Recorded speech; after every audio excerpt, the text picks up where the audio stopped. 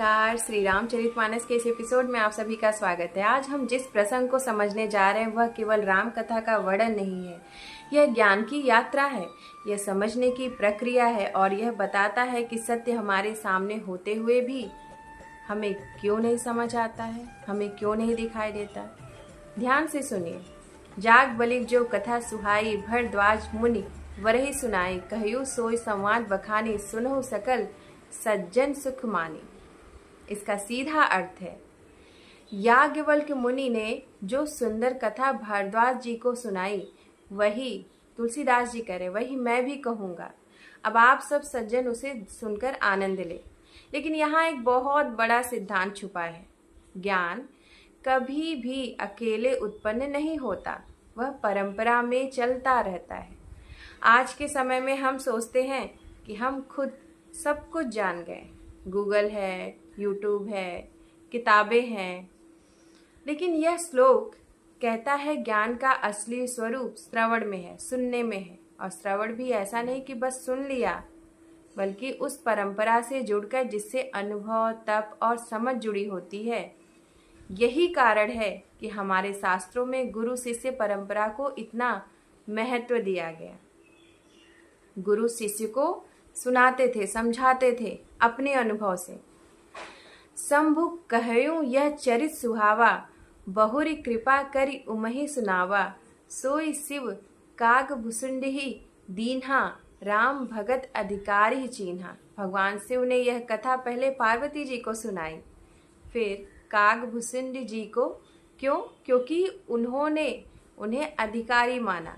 यहाँ सबसे बड़ा शब्द है अधिकारी। मतलब हर ज्ञान हर किसी के लिए नहीं होता, हर कोई, यहाँ भेदभाव भी नहीं, यहाँ क्षमता की बात है। आज के समय में हम क्या चाहते हैं?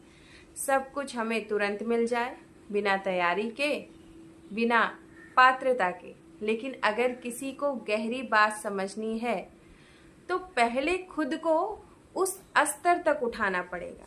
जैसे अगर किसी बच्चे को सीधे सीए का पेपर दे दिया जाए तो क्या वह समझ पाएगा? नहीं। ठीक वैसे ही आध्यात्मिक और जीवन के गहरे सत्य को तभी समझ आते हैं जब हम उसके योग्य बनते हैं। हर कोई इसका ज्ञान नहीं ले सकता। यदि आप योग्य हैं तभी आप उस ज्ञान को ग्रहण कर सकते हैं। तेहि सन जाग बलिक पुनि पावा, तिन्ह पुनि भरद्वाज प्रति गावा, ते श्रोता बक्ता समशीला, सवंदर्शी जाने हरि लीला। याज्ञवल्क्य जी को यह ज्ञान मिला, उन्होंने भरद्वाज जी को सुनाया। और यहाँ लिखा है दोनों समशील थे, मतलब वक्ता और श्रोता दोनों एक जैसे स्तर के थे। यह बहुत बड़ी बात है। आज क्या हो रहा है?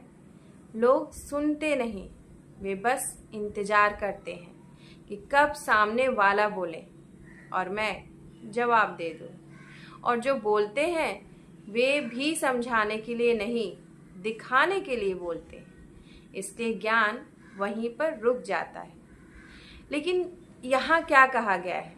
जब बोलने वाला और सुनने वाला दोनों समझने की भावना में हो तभी असली ज्ञान प्रवाहित होता है।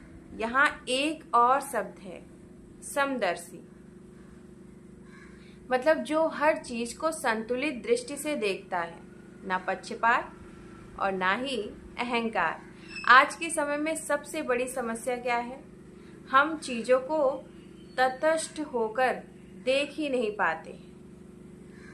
अब जाने ही तीन काल निज ज्ञाना, करतल गत आमलक समाना, औरहु जे हरि भगति सुजाना, कहीं सुनहि समझाई विधि नाना। यहाँ कहा गया है ज्ञानी व्यक्ति तीनों काल को ऐसे जानता है जैसे हाथ में रखा आंवला। मतलब उसके लिए चीजें स्पष्ट होती हैं। अब सवाल क्या है? क्या वह भविष्य देख सकता है? नहीं, बल्कि उसका विवेक इतना स्पष्ट होता है कि वह कारण और परिणाम को जल्द ही समझ लेता है। आज हम क्या करते हैं? हम रिजल्ट देखते हैं, परिणाम देखना चाहते हैं, लेकिन कारण नहीं समझते। ज्ञानी क्या करता है, वह कारण को समझता है, इसलिए उसे परिणाम का अंदाजा हो जाता है और फिर हर व्यक्ति अपनी अपनी विधि से इस कथा को समझता है। यही डाइवर्सिटी है, यही विविधता है। आज हम क्या करते हैं, हम चाहते हैं कि सब हमारी तरह सोचें, लेकिन यह श्लोक कहता है सत्य एक है, पर समझने के तरीके अलग अलग हैं। सबके समझने का तरीका अलग होता है। आप कोई भी बात समझाएंगे, हर व्यक्ति में समझ अलग अलग होती है। तो मैं पुनि निज गुरु सन सुनी कथा सो सुकर खे, समुझी नहीं तसी बालपन तब अति रहियो अचेत। यह सबसे सच्चा और सबसे रिलेटेबल भाग है। उन्होंने कहा, मैंने यह कथा अपने गुरु से सुनी, लेकिन बचपन में समझ नहीं आया। अब सोचिए, गुरु थे, ज्ञान था, फिर भी समझ नहीं आया। क्यों? क्योंकि समझ का संबंध सिर्फ सुनने में नहीं है, यह अंदर की तैयारी से है। आज हम भी यही करते हैं। हम वीडियो देखते हैं, किताब पढ़ते हैं, लेकिन कुछ समय बाद सब कुछ भूल जाते हैं। क्यों? क्योंकि हमने उसे जिया ही नहीं, सिर्फ सुना है। अब आगे क्या है इसमें, श्रोता वक्ता ज्ञान निधि कथा राम के गूढ़ किमि समझो मैं जीव जड़ कलिमल ग्रसित विमूढ़। यहाँ एक अद्भुत विनम्रता है।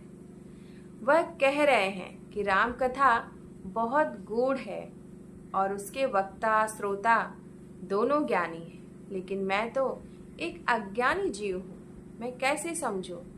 आज के समय में उल्टा हो गया है। थोड़ा सा पढ़ लिया और हम खुद को एक्सपर्ट समझने लगते हैं, लेकिन असली ज्ञान क्या करता है, वह आपको विनम्र बनाता है। जितना गहरा आप जाओगे, उतना आप उसको महसूस